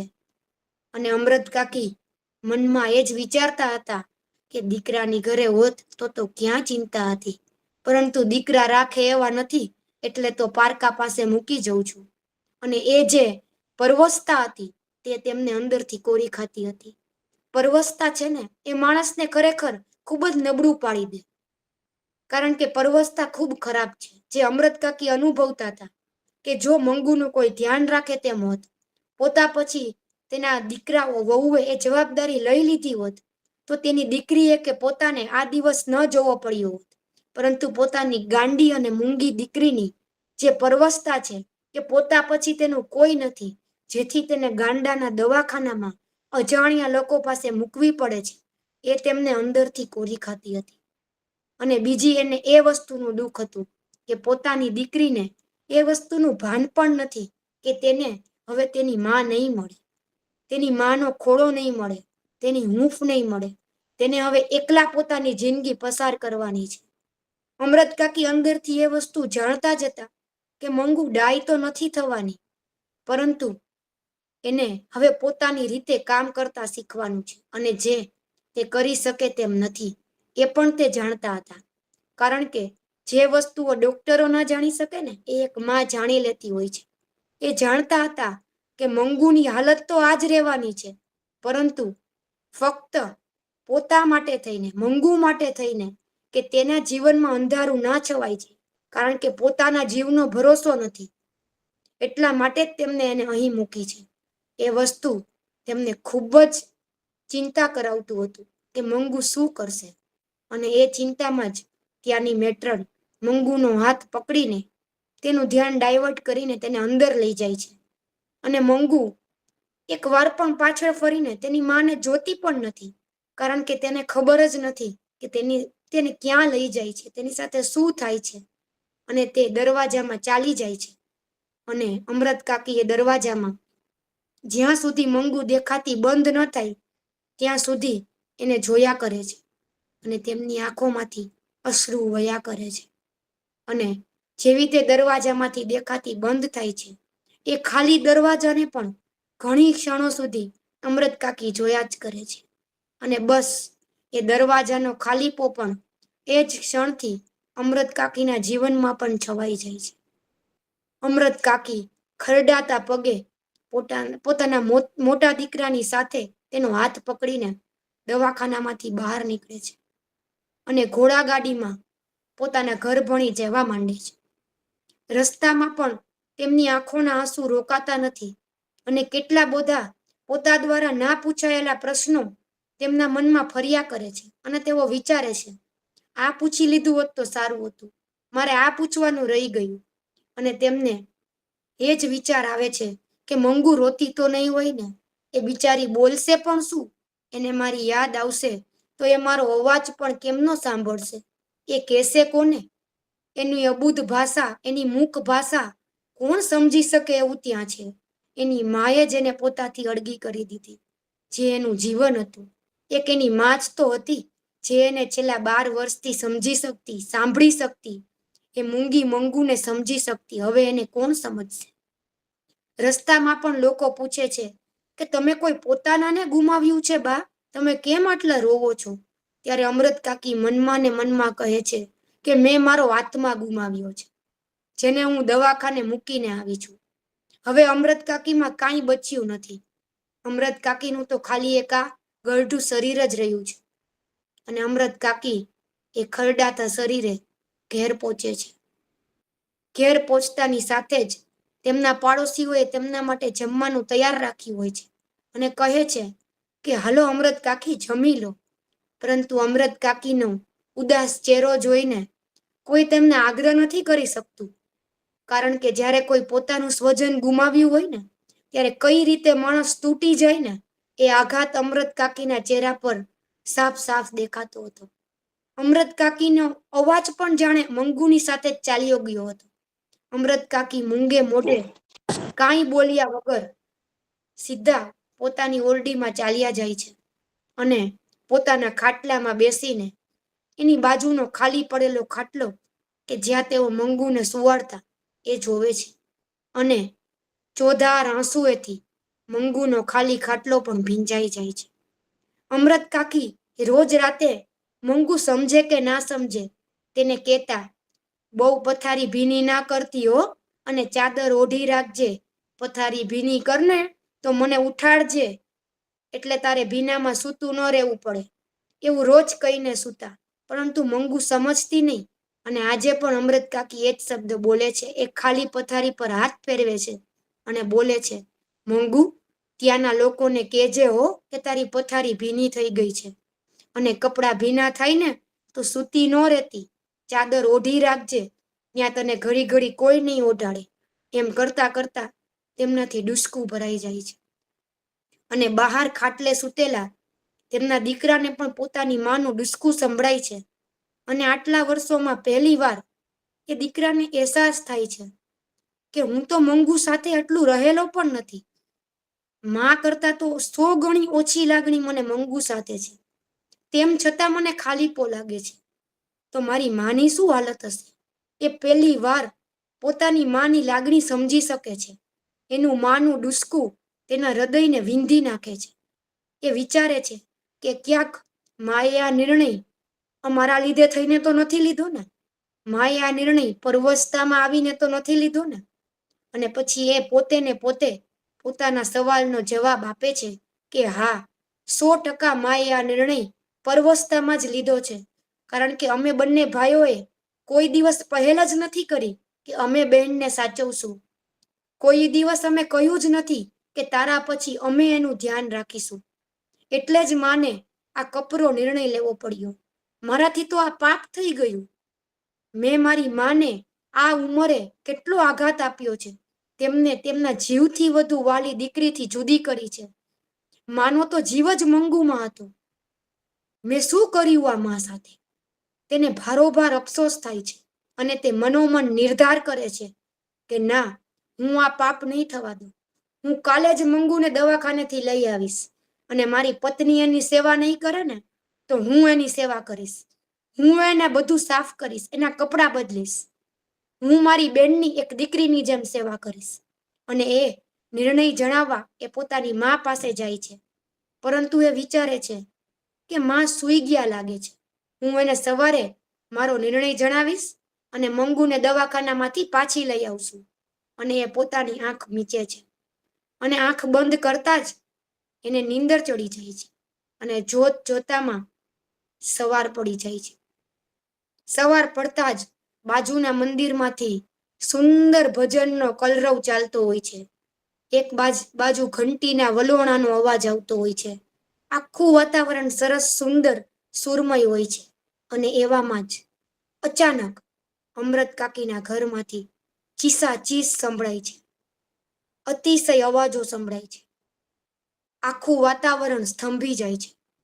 અવાજો બંધ થઈ જાય છે, ભજનો બંધ થઈ જાય છે અને આખું ગામ અમૃત કાકીના ઘરે ઉમટી પડે છે. તેનો દીકરો પણ અમૃત કાકીના રૂમની બહાર ઊભો રહી જાય છે. બધા એમનો રૂમ ખોલે છે અને એક દ્રશ્ય જોવે છે, જે જોઈને બધાનું હૃદય કાપી ઉઠે છે. અમૃત કાકી તેમના જ ખાટલા પર બેઠા બેઠા તેમના ખુલ્લા વાળને ખેંચતા ખેંચતા જોશ જોશથી રાડો પાડતા હોય છે કે ધાજો રે ધાજો, મારી મંગુને મારી નાખી રે. ધાજો રે ધાજો, મારી મંગુને મારી નાખી રે. અને બધાના મોઢેથી બસ એક જ વાક્ય નીકળે છે કે અંતે અમૃત કાકી પણ મંગુની નાતમાં વટલાઈ ગયા. બસ છેલ્લે અમૃત કાકી પણ પોતાનું અસ્તિત્વ ગુમાવીને મંગુ જેવા જ બની જાય છે. એટલે કે ગાંડા બની જાય છે. જેના માટે તેનું જીવન જ તેની દીકરી હતી, તે જ તેનાથી ચાલ્યું ગયું. ત્યારે એક માં પોતાનું જ અસ્તિત્વ ખોઈ બેસે છે અને પોતાની દીકરી જેવા જ બની જાય છે. આજ તો છે એક માં દીકરીનો અકલ્પનીય, અતૂટ પ્રેમ કે જે એના વગર રહી જ નથી શકતા. એના વગર એક દિવસ પણ કલ્પના નથી કરી શકતા. પોતાની દીકરીના વિયોગમાં, તેની ચિંતામાં, તેના વિના તેઓ પણ પોતાનું અસ્તિત્વ ખોઈ બેસે છે અને તેના જેવા જ બની જાય છે. આજ તો છે લોહીની સાચી સગાઈ, જે અમૃત કાકી છેલ્લે પોતાનું માનસિક સંતુલન ગુમાવીને નિભાવી જાય છે. અમૃત કાકી પોતાની લોહીની સગાઈ પોતાની દીકરી મંગુ સાથે ગાંડા થઈને નિભાવી જાય છે. અને રિયલમાં મા દીકરીનો પ્રેમ પણ આવો જ હોય છે કે જેની કોઈ કલ્પના પણ ના કરી શકે. એટલે જ કહેવાય છે ને, મા તે મા, બીજા વગડાના વા. એક ભગવાનથી પણ વિશેષ કોઈને પોતાના બાળકનું હોય ને તો એક મા જ છે. આજે આ વાર્તાની વાત છે તો હું તમને એક મારા જીવનનો કિસ્સો કહેવા માંગુ છું. મા દીકરીની જ વાત છે તો હું પણ તમને એક મારી મમ્મી સાથેનો જ વાત કહેવા માંગુ છું. બધી માં આવી જ હોય જેવા અમૃત કાકી છે. એને પોતાના બાળક પ્રત્યે આટલો જ પ્રેમ હોવાનો. હું પોતે સીએ છું અને જ્યારે મારી ફાઇનલની એક્ઝામ હતી, છેલ્લા મારે 4 પેપરની જ એક્ઝામ બાકી હતી અને મને હજુ પણ યાદ છે કે મારી સોમવારથી એક્ઝામ ચાલુ થતી હતી અને શુક્રવારે સાંજે જ અચાનક મારો જમણો હાથ એકદમ પકડાઈ ગયો અને મારા હાથથી હું લખી નહોતી શકતી. અને મેં મારા ઘરે વાત કરી કે મને બહુ જ હાથ દુખે છે, અતિશય પેઇન થાય છે. તો શરૂઆતમાં તો મેં બધી પેઇન કિલર્સ લીધી ને જે બધા પેઇન રિલીફ સ્પ્રે હોય એ છાંટ્યા. પરંતુ શનિવારે સવારે પણ કંઈ ફેર ના પડ્યું એટલે અમે ઓર્થોપેડિક સર્જનને બતાવ્યું. તેમને દવા આપી, પરંતુ દુખાવો એટલો બધો હતો કે મને તાવ આવી ગયો અને તાવના લીધે નબળાઈ પણ અતિશય લાગતી. એટલે મેં મમ્મીને વાત કરી કે આ વખતે મને નથી લાગતું કે હું એક્ઝામ આપી શકીશ. અને મેં ઘરમાં પણ બધાને કહી દીધું કે મારે એક્ઝામ નથી આપવી, કેમ કે હું 3 કલાક પેપર લખી શકું એવી જ મારી હાલત નથી. એટલે મને ઘરના બધાએ સમજાવી અને મમ્મીએ પણ કહ્યું કે તે આટલી તૈયારી કરી છે, આટલા બધા વખતથી તું તૈયારી કરતી, તેના છેલ્લા 4 પેપર છે, પછી તું સીએ બની જઈશ. આમાં જો તું પાસ થઈશ તો તું સીએ બની જઈશ. મેં કીધું પણ હું પાસ જ નહીં થાઉં, કેમ કે મારાથી લખાતું જ નથી અને મારામાં ત્રેવડ જ નથી. તો મમ્મીએ મને હિંમત આપી કે ના, એક્ઝામ આપણે દેવાની જ છે, આટલી તૈયારી થોડી જવા દેવાય.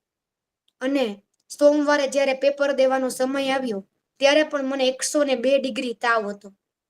ત્યારે પેરાસિટામોલ લઈને હું એક્ઝામ દેવા ગઈ. મારે બપોરે 3 વાગ્યાનો એક્ઝામનો સમય હતો, 3 થી 6. મે મહિનો, ખરો તડકો, અને મારી સાથે મારા મમ્મી આવ્યા. એ નીચે ત્યાં ગ્રાઉન્ડમાં સખત તડકામાં. મેં કીધું તારે મારી સાથે જ રહેવું પડશે, કેમ કે મને બહુ બીક લાગે છે. અચાનક હાથ દુખે, તાવ ચડે. મમ્મીએ કીધું હું તારી સાથે જ છું, જ્યાં સુધી તું પેપર લખીને બહાર નહીં આવ ને, હું આ જગ્યા નહીં મૂકું. ત્યાં ગ્રાઉન્ડમાં વચ્ચે એ 3 કલાક ઊભી રહી. એ 3 વાગે નીચે ઊભી રહી અને હું ઉપર પેપર દેવા જાઉં સીએની મારી, અને તે નીચે ગ્રાઉન્ડમાં તડકામાં ઊભી રહે. અને થોડી વારે મને કોઈ પણ જે હોય વોર્ડનને પૂછવા આવે કે તમારા મમ્મી પૂછાવે છે કે તમારાથી પેપર લખાય છે ને, તમારે કઈ જોઈએ છે દવા કે એવું, ચા મોકલાવું? મમ્મીએ સાથે ચાનું થર્મસ પણ રાખ્યું હતું. ઘડી મને પૂછવા આવે. પણ પેલું કહેવાય છે ને કે માના આશીર્વાદ હોય ને તો તમને કાંઈ નથી નડતું. મેં મારા 4 પેપર દઈ દીધા અને મમ્મી બધા જ પેપરમાં 3 કલાક તડકામાં મારી પાસે ત્યાં નીચે ઊભી રહેતી અને હું પેપર દઈને આવું પછી મારી સાથે ઘરે આવતી. બીજે દિવસે સવારે 10 વાગે ઓફિસે જાય, ત્યાંથી પાછી ઘરે આવે 1 વાગે અને મારી ભેગી 3 વાગે તડકામાં ઊભી રહે અને ત્યાંથી 6 વાગે ઘરે આવે. અમે બંને ઘરે આવી, રાત્રે મારી સાથે જાગે. અને એ એક્ઝામ પૂરી થઈ અને એનું રિઝલ્ટ આવ્યું, જેમાં ફાઇનલી મારા નામની આગળ સીએ લાગી ગયું અને હું સીએ થઈ ગઈ. તો આ સીએ જે છે એની આખી ડિગ્રી અત્યાર સુધી હું જે કાંઈ પણ કરી શકી છું, હું આજના દિવસે મારા મમ્મીને સમર્પિત કરું છું. અને તમને બધાને પણ રિક્વેસ્ટ કરું છું કે તમે પણ તમારી લાઈફમાં મમ્મીને એટલું જ મહત્વ આપજો કે જેટલું મમ્મીએ લાઈફ ટાઈમ તમને આપ્યું છે. કોઈ પણ માં પોતાના બાળક માટે પોતે જોયેલા બધા જ સપનાઓ ભૂલી જાય છે, પોતાનું જીવન ભૂલી જાય છે અને એ જ સપનાઓ જોવા માંડે છે કે જે તેના બાળકના છે, અને એના માટે આખી જિંદગી દોડાદોડી કરે છે. તો તમે પણ એટલીસ્ટ થોડો સમય તો તમારા મમ્મીને આપજો. તેના માટે એ જ પૂરતું છે કે તમે તેને થોડો સમય આપો, તેની બાજુમાં બેસો, તેને સાંભળો, તેને સમજો.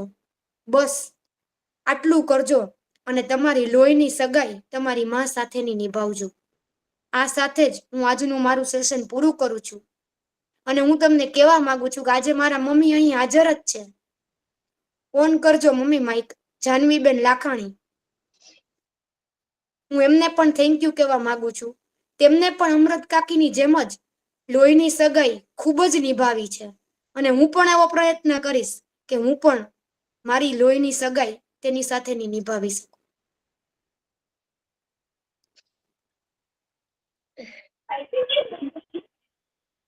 બહુ સરસ કીધું. એક દીકરી અને તે જે વાત કરી, ખૂબ જ કરુણ વાર્તા બધાને તે રડતા કરી દીધા. રિમોટ ને ઉભા રહો. એ આ ઉપરનું ખાનું ખેંચો, હેલો ઉપરનું ધીમેથી. હેલો Yeah, ઠક્કર wonderful, સાહેબ, wonderful, બંધ કરજો. Janvi and wonderful, Thakkar wonderful. સાહેબ, હેલો પ્લીઝ જરાક વાર બંધ કરશો તમારું માઇક. ઠક્કર સાહેબ, પ્રહલાદભાઈ ઠક્કર, તમારું માઇક હવે પ્લીઝ બંધ. મારી પાસે કોઈ શબ્દો નથી. એક મિનિટ હું બોલી લઉં પછી તમે બોલશો. આજના દિવસે ખરેખર ખૂબ જ અમે બધા રડ્યા છીએ, છેક સુધી, પ્રથમ થી અંત સુધી. તેમને બહુ રડાવી દીધા, ખૂબ રડાવી દીધા. આ માતૃત્વની જે ઈશ્વર પેટલીકરની જે માતૃત્વની જેને ચરમસીમા કહી શકાય એવી હૃદય દ્રાવક તે કથા કીધી તારા શબ્દોમાં. ખૂબ ખૂબ થેન્ક યુ. અને આપણે કહીએ જ છીએ, કવિશ્રી દુલા કાગે લખેલ છે, મુખથી બોલું માં ત્યારે સાચે જ બાળપણ સાંભળે, પછી મોટપણની મજા બધી કડવી લાગે કાગડા. બહુ જ સરસ તે વાત કરી છે આજે, તે તારા શબ્દોમાં એક ચાર્ટર્ડ એકાઉન્ટન્ટ હોવા છતાં તે જે તારા શબ્દોમાં જે તે આ વાત કરી છે, ખૂબ ખૂબ ધન્યવાદ. અને હવે અહીં ખાસ તો લંડન થી નિશાબેન ઠકરાર જે મારા પૈબા છે તે જોડાયેલા છે, તેમનો આભાર માનીએ છીએ. સાથે સાથે છે પ્રવીણભાઈ ઠક્કર કે જેઓ લોકભારતી વિદ્યાલયના એક્સ ડાયરેક્ટર હતા, તેઓનો પણ આભાર. ડોક્ટર પ્રહલાદ ઠક્કર અમદાવાદથી છે, તેમનો પણ આભાર. સાથે સાથે જોડાયા છે કલાઠિયા સાહેબ, તેમજ દિવ્યાબેન પણ હતા, આયુર્વેદિક ડોક્ટર ખેતસીભાઈ મેથિયા છે, પ્રતીક્ષાબેન છે, ઘણા બધા સાથે સાથે જોડાયેલા છે. તો સૌનો આભાર માનીએ છીએ. અને હવે આપ કહી શકો છો આ વાર્તા વિશે. હા રિદ્ધિબેન, બહુ સરસ, બહુ સરસ. તમે જે શબ્દ વાપર્યો ને એ એની દીકરી છે મંગુઈનો આત્મા હતી. આત્મા શબ્દ છે ને બહુ જ અગત્યનો છે. આત્મા જયારે ચાલ્યો જાય છે ત્યારે માણસ છે તે પ્રાણ વિહીન થઈ જાય છે અને જીવનમાં શુષ્કતા આવી જાય. અને તમે જે રીતે આસ્વાદ કરાવ્યો ને એ અદ્ભુત હતો. અને જાણે કે ઈશ્વરે પેટલી કરીને અને આ લોહીની સગાઈની વાર્તાને તમે પચાવી છે, આત્મસાત કરી છે. એટલે ખૂબ ખૂબ અભિનંદન રિદ્ધિબેન. Thank you sir. ડોક્ટર પ્રહલાદભાઈ આપ કહી શકો છો. પ્રહલાદ ઠક્કર, ડોક્ટર પ્રહલાદભાઈ ઠક્કર, આપનો હેન્ડ રેઝ થયો છે. હેલો પ્રહલાદભાઈ ઠક્કર, આપનો હેન્ડ રેઝ થયો છે. જી પ્રહલાદભાઈ. એટલે અહીંયા હું ચૂક્યા છે. હેલો, જી પ્રહલાદભાઈ બોલો. મારા ઇમરજન્સીમાં મારે ત્યાં એસી વાળા ભાઈ આવ્યા છે એટલે હું ધ્યાન થોડું ઓછું આપી ગયું. હવે મારે જે કહેવું છે એને માટે મારી પાસે કોઈ શબ્દો નથી. જે અદ્ભુત રીતે વર્ણન કરવામાં આવ્યું છે આખી વાર્તાનો, અને એક સ્ટેપ પર જે પ્રમાણે આંખમાંથી આંસુ આવે એવી વાર્તાનું જે કથન છે એ અદ્ભુત છે. આટલી નાની ઉંમરમાં સીએ થયેલા વ્યક્તિ પાસેથી આવી અપેક્ષા રાખવી એ ઘણી કહેવાય, પણ ખરેખર એમને ફલીભૂત કરી છે. અને આપણે જે આશા રાખીએ કે હજુ પણ આગળ વધે અને આ એમની પાસે જે કળા છે એનો લાભ સમાજને મળે. નંબર 1. નંબર 2, જે વાર્તાનો જે થીમ છે, હૃદય છે, એ માં અને દીકરી એ બંનેની લોહીની સગાઈ છે. Thank you. એટલે માં સહન નથી કરી શકતી દીકરીને પડતું દુઃખ જોઈને, કલ્પનામાં બી નથી સહન કરી શકતી, અને છેવટે એનું પોતાનું બી જીવન એને માટે અર્પિત કરી નાખે છે. એટલે એ એક ઈશ્વરી સંકેત છે કે માનો પ્રેમ આવો હોય, માનો પ્રેમ કેવો હોય એ બતાવ્યું છે એને આ શબ્દોમાં, કે પોતે પણ એના માર્ગે વિચરણ કરે છે. Thank you so much. Thank you so much Prahladbhai. હવે પ્રતીક્ષાબેન નો હેન્ડ રેઝ થયો છે. પ્રતીક્ષાબેન. જી બધાને નમસ્કાર. પેલે તો એક તો શબ્દો કાંઈ નથી, છતાં પણ કંઈક કેવું છે. તમને હું ક્યારની જોતી હતી, સતત રડતા હતા. મને ખ્યાલ નતો કે તમારી દીકરી કહી રહી છે. એક માં દીકરી અને એની પણ દીકરી એની સાથે છે. કેટલો સુભગ સમન્વય છે. હું મારી વાત કરું તો મારી માં બાલ્યકાળમાં જ નહોતી અમારી સાથે, બિચારી બહુ વહેલી ઉંમરમાં મૃત્યુ પામી હતી. ઓલું મને કાયમ ઓનું જે પોટાટકરનું છે ગળો ફૂટે રજડે ઠી કરી માં વિનાની તમે દીકરી, એટલે એના જેમ હું મોટી થઈ ગઈ છું. પણ જયારે આવું જોઉં છું ત્યારે મને થાય છે મને જે કમી લાગી છે હું મારી દીકરી માટે ક્યારેય નથી થવા દેતી. મારે પણ એક દીકરી છે, પણ એને હું ક્યારેય કમી નથી થવા દેતી પ્રેમમાં. અદભુત સરસ મજાની વાર્તાનું કથન કર્યું, સ્પીચલેસ. એને માટે તો કઈ આજે એટલા વર્ષો પછી પણ કેટલી આપણને બધાને દ્રવિત કરી દે છે આ વાત. કાયમ માં દીકરી વચ્ચેના સંબંધો, માના સંતાન સાથેના સંબંધો ક્યારેય ઓછા નથી હોતા. સમજવામાં કદાચ આજના સંતાનો ભૂલ કરે છે, પણ અદભુત. બસ બહુ વિશેષ કઈ કેવું નથી આજે. બહુ સરસ. દીકરી બેને બહુ સરસ મજાની રજૂઆત કરી અને ખૂબ સરસ એના ભાવને વ્યક્ત કર્યો, જે બધાના હૃદયનો ભાવ, બધી દીકરીઓના ભાવને એને વ્યક્ત કર્યો. અને અમારે જેવી માં બધી બધા આંસુ સારતા હતા આજના. ખરેખર અદભુત. ધન્યવાદ. So much. નિશાબેન ઠકરાર લંડન થી છે, હેન્ડ રેઝ કર્યો છે. નિશાબેન. નિશાબેન ઠકરાર, આપનું માઇક બંધ છે. નિશાબેન, આપનું માઇક બંધ છે. નિશાબેન. હવે ઉપર ઓપન થઈ ગયું છે. હા, એની કોંગ્રેચ્યુલેશન્સ ટુ રિદ્ધિ. અરે રિદ્ધિના મમ્મી જાનવી બેન. And I'm feel so proud of Riddhi and Janvi, both of you, and of course the group. બે વસ્તુ મને ટચ કરી ગઈ કે જેના દીકરાના હૃદયમાં જે ફેરફાર થયો એની મા માટેનો, એની બેન માટેની જે લાગણી એને વ્યક્ત કરી, એને ફીલ થયું, વ્યક્ત નથી કરી પણ ઇટ્સ રિયલી ભાઈને પણ આટલી અસર થઈ ગઈ. અને મને એવું હતું કે એન્ડમાં કદાચ એની મધરનું એમ કે ડેથ થઈ ગયું હશે, પણ એમ કે ગાંડી થઈ ગઈ એની સાથે. દેટ વોઝ રિયલી એની, તમે ગુજરાતીમાં શું કે પરાકાષ્ઠા આવી ગઈ કે એ પોતે પણ ગાંડી થઈ ગઈ. that end was really touch my heart. So જે હૃદય પરિવર્તન કરવું ઈ પણ એક કશુંક ઈશ્વર પેટલીકરે મૂક્યું કે બે હૃદયને કેટલા રીતે ફેરફાર કરી આપ્યો. અને એટલું જ આપણું સમાજમાં પણ છે. તમે કહો છો કે ના મધર ને મંગુને મૂકે છે, બધા એમ કે એના માટે ક્રિટિકલ થાય છે કે એના માટે એના મેણા ટોણા મારે છે ને બધું કરે છે. પણ ના, દર વખતે માણસ એવો નથી હોતો. એને પણ ફીલ થાય છે કે અરે માં અને દીકરીને જુદા પડવું પડે છે. મેળા ટોણા હંમેશા નથી હોતા. એને પણ ફીલ થાય છે કે yes, there is love between mother and daughter and mother and son and all the relationship. So congratulations to Riddhi, and it was really touching.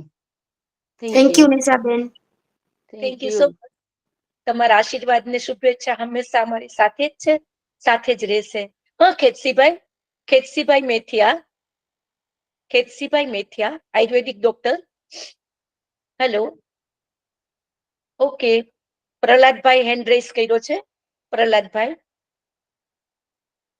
આપનો અવાજ નથી આવતો. અનમ્યુટ કર્યું. એક નાનકડી વાત એવી છે કે ઈશ્વર પેટલીકરને તો આપણે જોયા નથી, મેં તો જોયા નથી. એમની વાર્તાથી આપણે એમને ઓળખીએ છીએ, પણ ફિઝિકલી એમના દીકરા અમારા ફ્લેટમાં રહે છે, રમેશભાઈ પેટલીકર. શું વાત છે, વાહ ભાઈ વાહ. જી હા. આ ફક્ત આપની જાણ માટે, ઇન્ફોર્મેશન માટે. અરે વાહ ભાઈ વાહ. He is aged 86 years old. બરોબર. બસ આટલું જ કહેવાનું. વાહ વાહ. એમના દીકરા તમારા ફ્લેટમાં રહે છે એટલે સાહિત્યની થોડી થોડી સુગંધ તમારા સુધી પહોંચતી જ હોય. હા, અમે સાંજે મળતા હોઈએ છીએ. સિનિયર સિટીઝન નું ગ્રુપ ચાલે છે, એમાં મળતા હોઈએ છીએ. બહુ સરસ વાત તમે કીધી. અને આજે આપણો સમય પૂરો થવા જઈ રહ્યો છે. દીકરીને ખૂબ ખૂબ અભિનંદન. કોંગ્રેચ્યુલેશન્સ. Thank you. કોઈને કઈ કહેવું તો કહી શકે છે. પ્રહલાદભાઈ નું કહેવાનું કે એમને અમારા નમસ્કાર કહેજો, એમના દીકરાને નમસ્કાર કહેજો. કદાચ લેફ્ટ થઈ ગયા છે કે નમસ્કાર કહેજો. કેટલા બધા આજના વર્ષો પછી પણ એ આપણા દિલને ઝંકૃત કરી શકે છે. આવું એમનું લેખનીનું તાકાત. એને અમારા વતી નમસ્કાર કહેજો એમના પિતાશ્રી માટે. ચોક્કસ. લેખક છે એ આપણા સમાજનું પ્રતિબિંબ છે. કોઈ પણ લેખક છે સમાજનું પ્રતિબિંબ છે. સાચી વાત છે. અચ્છા, ખેતસીભાઈ મેથિયા વેરાવળથી છે, આયુર્વેદિક ડોક્ટર. ખેતસીભાઈ જી, હવે આપણો સમય અહીંયા પૂરો થવા જઈ રહ્યો છે. આપણે હજી કોઈને કઈ કેવું હોય તો 1 મિનિટમાં કહી શકે છે, કેમ કે ઓલરેડી 12:10 થઈ ગઈ છે. તો આપણે આ વાર્તા સાથે, અશ્રુ સાથે છૂટા પડશું. આવતા રવિવારે ફરી એક વખત સરસ સુંદર મજાના વિષયને અહીંયા પ્રસ્તુત કરશું આપણે. ત્યાં સુધી અમને વિરામ આપશો. શોધક પરિવાર તરફથી આજના વક્તા રિદ્ધિ ખખ્ખર, એટલે કે મારી ઢીંગલી, એને હું ખૂબ ખૂબ અભિનંદન પાઠવું છું. ભવિષ્યમાં પણ આંકડાઓની દુનિયા વચ્ચે રહીને સાહિત્ય સાથે સફર કરે તેવા આશીર્વાદ આપું છું. સાથે સાથે અહીંયા સૌ વાચક મિત્રો, સાહિત્ય પ્રેમીઓ જોડાયા છે તે તમામનો હું આભાર વ્યક્ત કરું છું. ધન્યવાદ. આવતા રવિવારે ફરીવાર મળીશું શોધક પરિવાર દ્વારા. ત્યાં સુધી રજા આપશો. Thank you so much.